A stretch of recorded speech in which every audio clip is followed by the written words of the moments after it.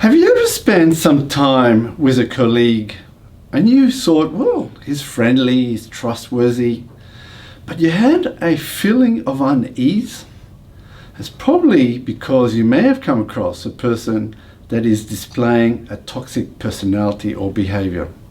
And with me, we have Peter Netra. Hello again. Peter's going to actually discuss with me about what toxic behavior is and how it ramifications around the organization. Yes. So let's start with the basic question. What is toxic behavior?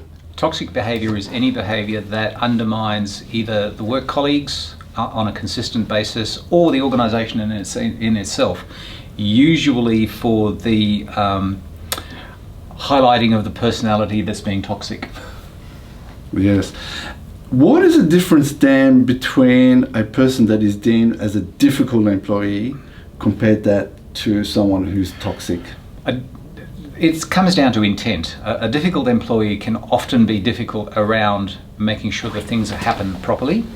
And many people who like to cut corners see that as difficult. So the toxic personality is more self-serving. So the intent is to use an Australian term, to big note themselves, to somehow bring their own ego into prominence. Yeah. So if an employee decides that he's going to scream out loud or kick a chair, does it mean that he's toxic? No. Look, having worked in some high-stress organisations, that kind of, you have little soft balls that you can throw around. Yeah, that's not a toxic personality. That's just somebody having a bad day. Yeah. So the question then is, when do we start flagging a person with a toxic behaviour? When it becomes a consistency, when it becomes the norm rather than the exception. Yeah.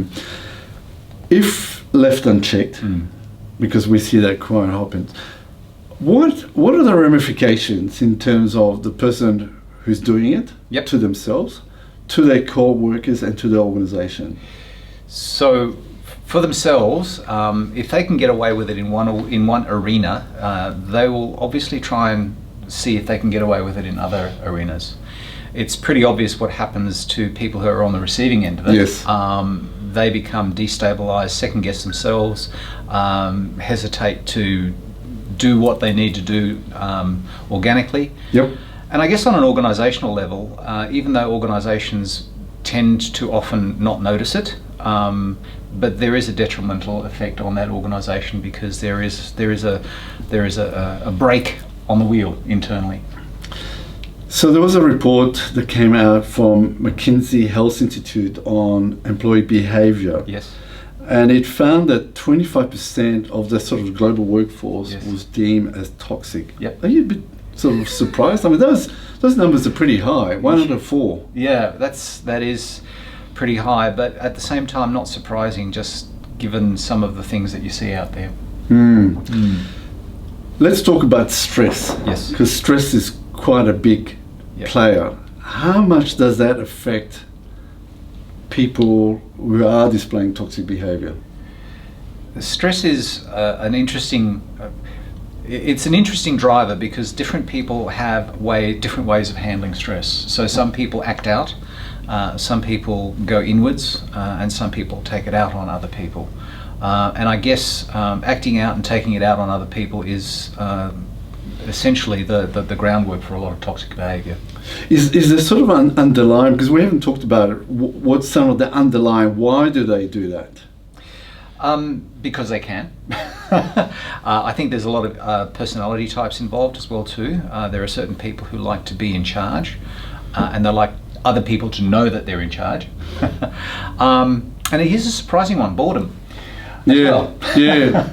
People who are bored will do their job, do it very well, and they've got all this spare time in which to, I suppose, another word for it is to do mischief. And not a very good way. And so the question then leads to, how easy is it or difficult for a manager or an executive to actually pick up that one of the employees or several of the employees is behaving and causing harm to the organization? We're all intuitive people. we all have intuition. Even as a manager, you'll know that there is something going on. It comes down to, are you willing to pick up on that and progress that further down the track? Yeah. Here's a question for you and yourself, Peter. And this is a hypothetical. So imagine you have a salesperson who's a star, and that person generates 80% of the revenue, but is highly toxic. Would you fire them? That is the question, isn't it? That is a question, yes, indeed. But it's actually a very important question. Absolutely. To consider. Yes. What is the key takeaway from this term, this behavior that we see quite a lot within an organization? I think something to look at is that just as there have been guidelines put around physical health and safety in an organisation or in an organisation, the awareness is growing more and more that there has to also be mental health as well too that's being addressed. And I think I would not be surprised to see if sometime in the future that we would need to conform to certain guidelines further down the track based around that, just because it's so widespread. It is, and that's an interesting discussion in terms of how that looks like and how that's going to be managed. So thanks, Peter. What I wanted to conclude is toxic behavior is a behavior that could basically put an organization in serious harm. And if you have these issues or challenges, reach out to the appropriate people or reach out to us at nakedinsider.com.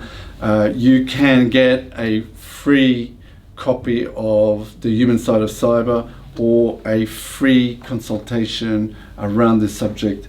So again, visit nakedinsider.com to get the information. And the next video we're going to be starting talking about very specific behaviors is the saboteur. That will be very interesting. Okay, so thanks for watching. Thanks, and stay tuned. Thanks, Peter. Thank you.